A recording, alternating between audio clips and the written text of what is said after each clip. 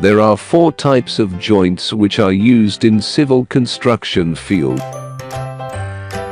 Construction joints in the concrete structure are designed to separate the large concrete mass work into a divisional pattern.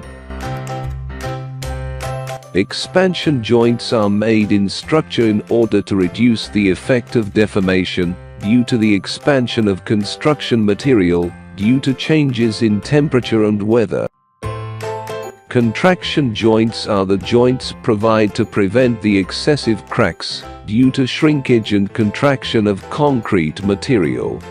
These joints are also called control joint. An isolation joint is a separation between adjacent unsymmetrical sections of a concrete structure to allow relative movement in 3